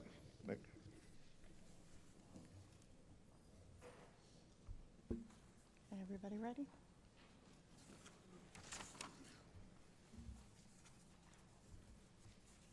Okay, could we have a motion to close public participation? Motion. So moved. Second. All those in favor? Aye. All right, we're going to move on to our agenda items. So we're going to start with items 7, resolutions on personnel, 7.1 to 7.73, items suggested by the superintendent. Do we have a motion? So moved. Second. And is there any discussion on items of personnel? Hearing none, Mrs. Ikeo, BA, will you please call the roll? Trustee Leon? Yes. Trustee Gillis? I'm sorry, can we separate it, Madam President? Or can I? You can make just a- vote no to one resolution if you'd like. We don't have to split it. So for 760, I just had a comment to say. So I agree with the majority of the proposed changes for Dr. Alfonso's contract and appreciate the thoughtfulness and discussions that we've had surrounding this matter. And I have great confidence that he'll continue to excel in his role in Belleville. And by no means, my vote does not reflect the performance, as it is clear he has accomplished a lot in these last few months, and a positive impact on our district. However, I believe that the newly elected board should be the ones that say the final say in June or sooner than that. So for 7.60, I say no and yes to the rest. Trustee Muniz? Yes. Trustee Massagia? Yes. Trustee Pacheco? Yes. Vice President Darrow? I'm going to say yes to everything, with the exception of 7.60, and I do want to follow up with that one, if it's okay with Madam President. Okay. First, I would like to state on the record that I think Dr. Alfonso is doing a fantastic job as our superintendent. He came in during a very rough period for our district and has been leading the charge ever since then by hitting the ground running. The dynamic he created between us and as the board by making himself always available to us and then to the district has been such a refreshing change from the last administration. If the time and the place we were at today were somewhere else in time, say somewhere between the 9th month or 1 year mark, I'm sure my vote would have reflected a much different point of view. This is by no means a reflection on the man or on the job that he's been doing steadily and nonstop since July. I don't feel great about it. It did pay me to say it. Just from my perspective, I'm looking at it more from a business corporate background that I have. It'll be rather difficult for me to be able to justify any type of major contract change at this stage without first going through an additional period of time. He has my respect as a leader, and I would only expect more great things to come from him, and I look forward to continuing the relationship we all have together as we move our district ahead. But unfortunately, in 760, I do have to vote no. Can you confirm the remainder of the resolutions? Yes, I'm sorry. Everything else No, thank you. is a yes, Thank you. with the exception. President Bennett-Meany? Yes. All right, moving on to resolutions for curriculum and instruction. There are none, so resolutions for board action and board policy, items suggested by the superintendent, 9.1 to 9.30. Do we have a motion? So moved. And is there a second? Second. Mrs. Ikeo, would you please call the roll? Was that second from Leon? Leon. Thank you. Trustee Leon? Yes. Trustee Gillis? Yes. Trustee Muniz? Yes. Trustee Massagia? Yes. Trustee Pacheco? Yes. Vice President Darrow? Yes. President Bennett-Meany? Yes. Moving to purchasing and business services, items suggested by the superintendent, 10.1 to 10.41. Is there a motion? So moved. Second. Is there any discussion? Sorry, I don't think I asked that before. Hearing none. Mrs. Ikea, would you please call the roll? Trustee Leon? Yes. Trustee Gillis? Yes. Trustee Muniz? Yes. Trustee Massagia? Yes. Trustee Pacheco? Yes. Vice President Darrow? Yes. President Bennett Meany. Yes. And items for finance, 11.1 to 11.15. So moved. Second. Is there any discussion on the finance? Hearing none. Trustee Leon? Yes. Trustee Gillis? Yes. Trustee Muniz? Yes. Trustee Massagia? Yes. Trustee Pacheco? Yes. Vice President Darrow? Yes. President Bennett Meany. Yes. All right, we're going to open up for public comment. Is there a motion? Motion. Second? Second. All those in favor? Yes. This is 5 minutes, and we have Michael Sheldon. Please come to the podium.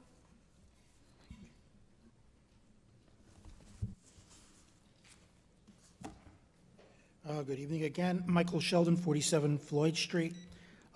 First thing I want to ask, during your special September meeting when you hired the new BA, I asked when she would be starting, and our new superintendent said January. So has that changed? Is she just covering for Isbicki tonight? I'd like to have some clarification there. In regard to the NJSLA results, the 8th grade math results, which I've been focusing upon in particular for the last couple of years. Last year, only 2%, just under 2%, I think it was 1.9% of our 8th graders were meeting proficiency or expectations in mathematics.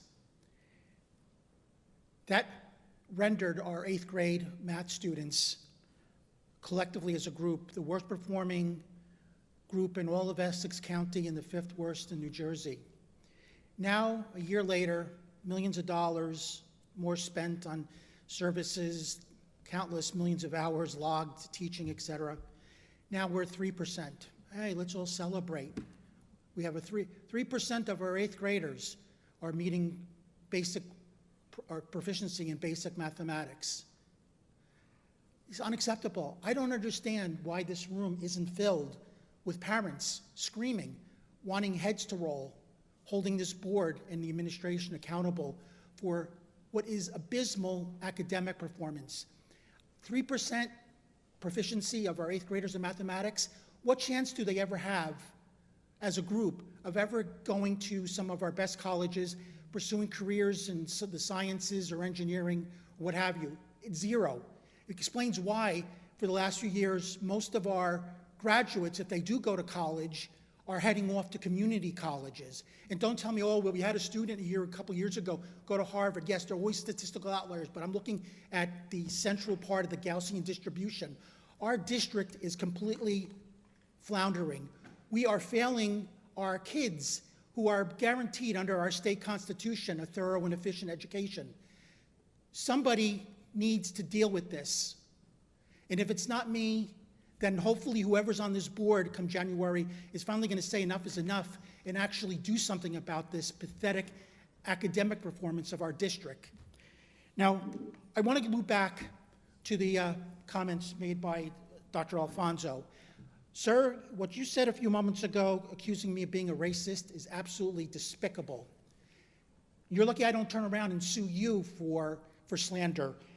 As far as that little comic that I inserted on Facebook, I asked, as I've done with many other instances, I asked ChatGPT to make a Simpson-like cartoon out of a snapshot of our board, and that's what they returned. So if you want to sue somebody, go after OpenAI.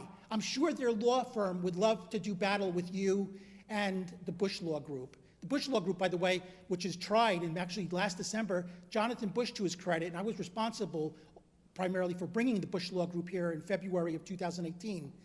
But Jonathan admitted to me, with tongue-in-cheek, he kind of smiled as we were the last two leaving in December. He said, Mike, I consider you friends, but you have to understand my position. I've been ordered for these years to do everything I can to shut you up. And he said, I don't have to tell you where those orders came from, but I know who made those orders, and I think we all do. So I'm not scared of any superintendent or any law firm. The Bush Law Group at one point tried to put me in prison. Hey, and look where I am. No criminal record, free as a bird. So, sir, if you want to sue me, go ahead. But I want to let this board know with my remaining minute, enough is enough. I've discussed your history, Mr. Alfonso. There's some really serious questions that need to be answered. Why, after being in Secaucus for only 8 months, you started in July of 2023, you were put on paid administrative leave in March of 2024. At that same time, the Secaucus board hired another attorney to investigate multiple unnamed allegations. That report was finished either at the end of last year, the beginning of 2025, and at the next Secaucus board meeting, they entered into a formal separation agreement with you in February 13th of 2025. So, since my time is about to come to an end, I want this board to know, and everyone else, that come tomorrow morning, I'm filing another complaint with the School Ethics Commission against this entire board, arguing that this board did not exercise its due diligence in properly vetting Mr. Sheldon, your time is up. record, Thank Mr. you. Alfonso, before hiring you. So we'll Mr. let the Frantantoni? SEC and Your the time court is decide up. this. Your time is up. I know it's up. Thank you very Yeah. much. Thank My you very much. previous Thank you SEC very much. Your complaint time is was up. approved by Thank you very the much. SEC Your time and is referred up. to the AG Thank for you very much. prosecution, which is Your still- time still is pending up. at this moment. Thank you, Mr. I Sheldon. know, Your thank time you. is up. Thank you. Tell Jonathan I said hi. Thank you. Good night. Good night. Mr. Frantantoni?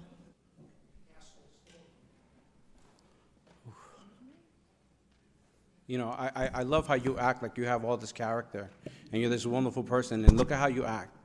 You're making comments. We have kids that watch this. At least have some common sense not to act that way for them, or not to speak the way you speak for them, because you're hoping that the microphones catch some of the things that you say. Dude, like you, every single time you get worse and worse, and you're talking about how you act. Look at how you're showing up to a board meeting, and you want to act like we're insulting you. You go and you come up here, you make these comments, and you know very well that there are certain comments and certain things that we're not allowed to say as a board. And you're very smart because you like to ask questions in a way where we can't respond to you, because you know that there's things that we can't say. You know what? We went through a real process here. We went through a consulting firm that took over this process. We still sat with a state monitor in that time, and we sat with a sitting superintendent that was checked every single part of our process. You know what? I hope you do another one of your pointless ethics charges, because it's going to show that you have nothing to stand on like all the other ones. I am the focus of one, and that's another one that's going to show up that you do nothing but waste time and resources, because you're someone that sits here and you make all these comments about all the things that we need to do and how we need to be fiscally responsible, but you're spending you're spending taxpayer dollars trying to chase us out of your own vendettas. So, bro, listen. You stand up here and you act like you're morally higher than everybody else, and look at how you act. Look at how you act. You don't even have the decency. You stand up here. Any improvement for our kids in our district, you want to make fun of 1%, 3%, any kind of percentage. You know what? I'm proud of the fact that these kids are working their butts off to try to get somewhere, and your insinuation that none of our kids will ever make an Ivy League school, none of our kids will ever make anything out of themselves. This is what you are saying publicly. You're saying that you feel, in your opinion, that our kids will never amount to anything. That's the person that's standing up here trying to fight for our kids. You forget, I sat here on this board with you for an entire year. And I saw how you alienated every single member on this board. You sit here and you're all smug and you talk about all these wonderful things you're going to do. You can't even rally your peers to back you up. And the sad thing is that on a lot of the things that you talk about, we actually agree with you, and we would actually love to work with you. But you're such a character that you rather alienate everybody else than actually be useful in the position that you're in. I may get my way, I may not get my way. No, I don't. Please. Trustee Munoz. I'm good. Trustee. Okay. Mr. I'll stop. Frantantoni.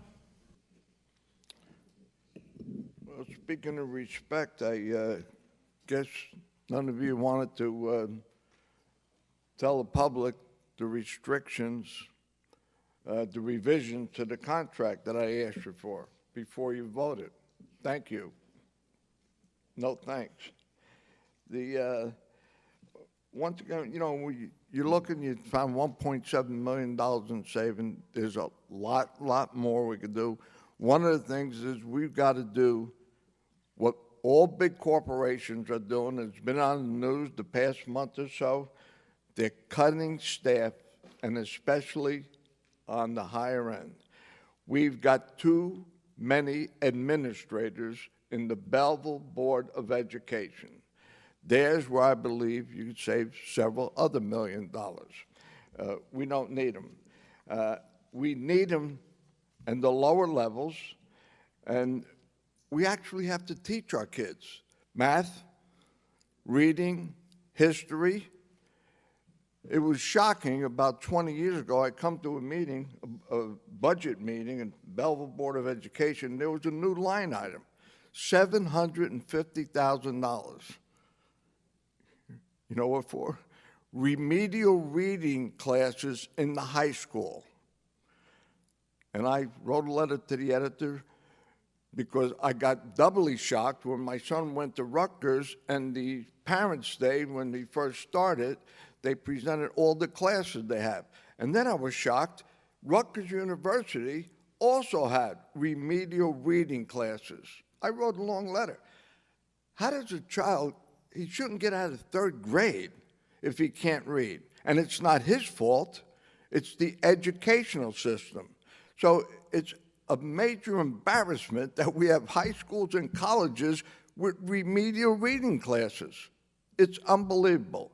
So cut some of these administrators and let's get teachers. And get all these crazy DEI and bullying programs out, and let's get back to teaching.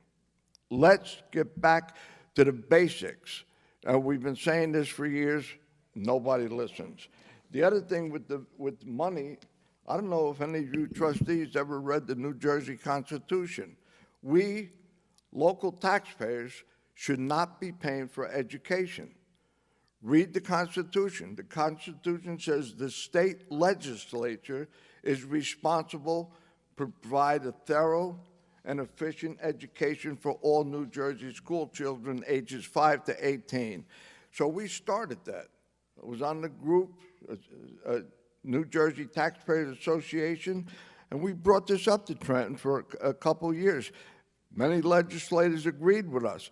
And then what they did, they created the New Jersey income tax. The New Jersey income tax was to pay for education at the state level and eliminate our local taxes for education. Well, the first year they said we couldn't institute it because we don't collect income taxes until April of the following year. So we're going to have two taxes, local and state taxes, but next year we're going to give you a rebate on what you paid locally. And folks, maybe you're not as old as me if you don't remember, that's how the homestead rebate program started. It was supposed to be a one-year transition period. And here we are, 30, 40 years later, and we got double taxation. The state is giving you money. Look how much the state, which is my and your taxes also coming from the state and locally here. Somebody's got to have the guts. If you run for office, and I ran for office, they criticized me. I said, we have too many people. My department of 28 people, I got rid of 4 people. And we all knew before I got elected, there was a lot of no-show jobs. I got rid of them. We did more work in 3 years than was done the 20 years with 4 less people in my little department. You could do it here. We need teachers, not administrators. So, you can brag all on what you did and what you want, but now comes the truth, and I can't believe now, it's an admission of guilt that you said the state monitor did so many bad things. Why didn't you open your mouth? And with all due respect, some of you who are only on here a year or so, but some of you have been on here long, and now you're telling me the state monitor was bad. What a joke. We'll call Mario Dross. Did he leave? Gary Hinton? No? Okay, so we're going to take a motion to close public participation. So moved. Is there a second? I'll second that. All those in favor? Aye. Okay, would any board trustees like to make some closing comments? Yeah, if I can. Yes, you can. No, I just want to take a minute and just, thank our business office and our BA, while she's not at her full capacity until January, but she has been in this district and consulting very heavily, along with our consultants at this time. So I want to thank you all for the hard work that you've been doing.